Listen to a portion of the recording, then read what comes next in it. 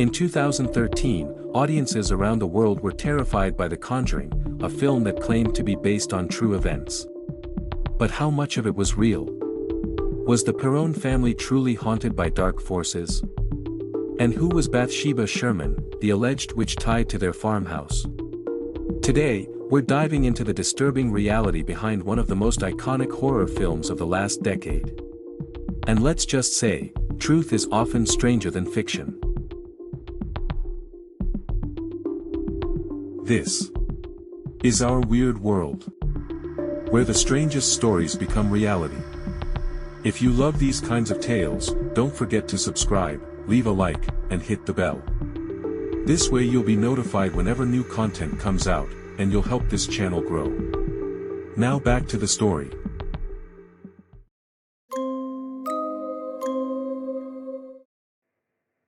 In January of 1971, the Perron family moved into an old farmhouse in Harrisville, Rhode Island.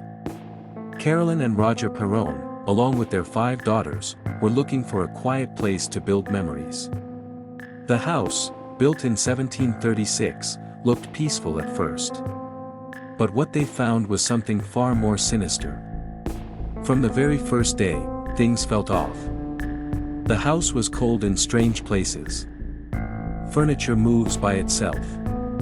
Doors creaked open without explanation. They would hear whispers at night, unintelligible at first, but always right outside their rooms. At times, the children claimed to see figures walking past their doors, disappearing into the walls. At first, Carolyn Perron, the mother, thought she was just stressed. After all, managing 5 kids wasn't easy. But when bruises began appearing on her body, and she couldn't remember how she got them, she started to believe something darker was at play. She starts researching the house's past. And that's when she stumbles upon a name that chills her to the bone, and that will become infamous in paranormal lore. Bathsheba Sherman.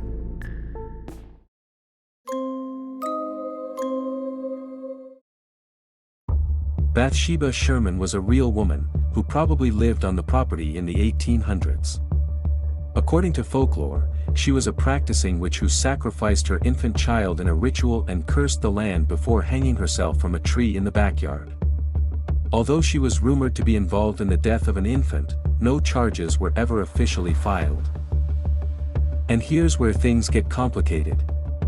Local historical records do confirm that a woman named Bathsheba Thayer lived in the area and married a man named Judson Sherman. But there's no official documentation linking her to the farmhouse where the Perrons lived. Nor is there evidence that she committed any crime, let alone a satanic ritual. And things inside the house only got worse. Carolyn started experiencing episodes of sleepwalking, severe depression, and even claimed to see strange apparitions. She believed that Bathsheba's spirit had latched onto her, and that she was the one behind the torment. Over time, the family reported objects flying across rooms, foul smells, beds shaking in the night, and cold spots so intense they felt like walking into a freezer.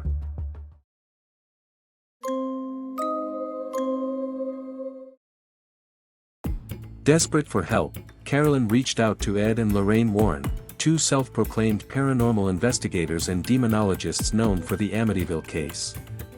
Lorraine claimed to be a clairvoyant, while Ed focused on research and exorcisms. They were no strangers to haunting stories, but what they found in the Perron house left even them shaken. According to their testimony, Lorraine later described feeling a darkness so heavy it was difficult to breathe. Lorraine claimed to have seen a spirit hovering near Carolyn. They believed the main entity was Bathsheba, and they suspected demonic oppression was occurring. During their visit, the Warrens organized a seance in the basement to cleanse the house, something Roger Perron did not approve of. In fact, it backfired. Carolyn, the family member who called for help, was allegedly possessed, levitated, thrown across the room, and spoke in a guttural voice that was not her own. Roger, horrified, ended the ritual and ordered the Warrens to leave, and they were never invited back.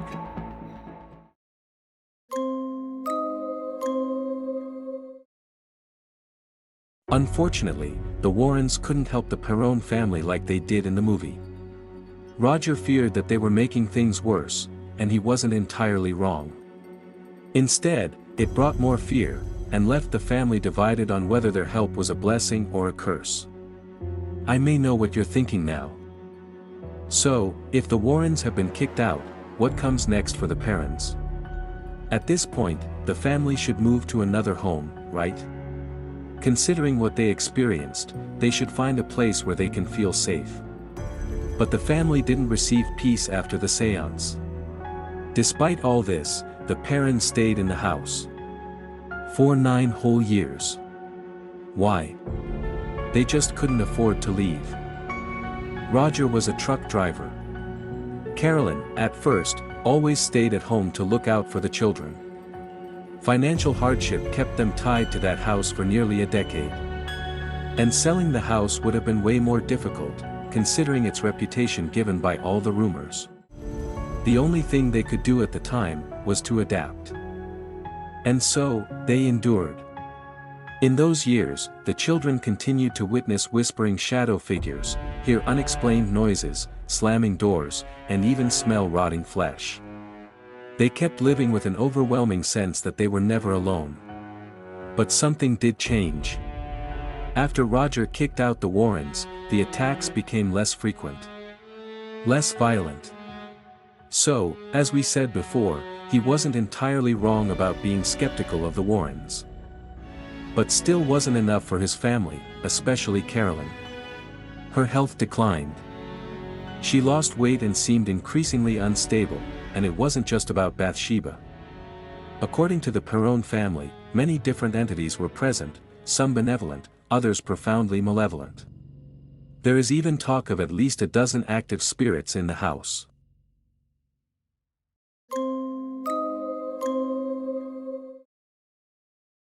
The family eventually left in 1980, and reported that the activity slowly faded once they were gone. And to this day, each of the daughters remembers the horrors differently, but none claimed those were imaginations. The Conjuring took heavy inspiration from the Perron family's story, but it wasn't a documentary.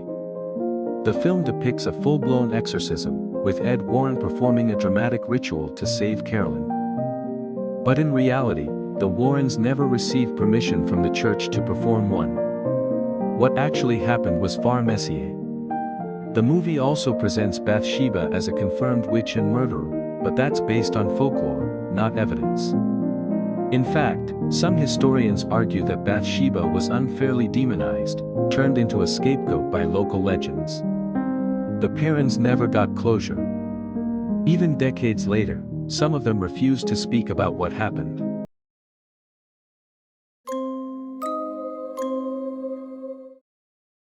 So, why are we still talking about this case 50 years later? Maybe the movie tapped into primal fears. What if your own home turns against you? Or maybe it's the eerie detail that makes it feel so possible: historical figures, real property records, and eyewitness testimony. Whether you believe in ghosts or not, what's undeniable is the trauma the Perrons experienced. Whether supernatural or psychological, their suffering was real. And the story has left a deep scar in American folklore. Perhaps the most unsettling part is this: if Bathsheba was wrongly accused, then who, or what, was really behind the whispers in the dark? And if this was all a hoax, why live with it for nearly a decade? Now it's up to you to answer, in the comments section below. If you made it this far, thanks again for the support. Subscribe to our weird world for more true stories that are too strange to make up. Share this video to let everyone know that our planet still have unsolved mysteries. Until next time.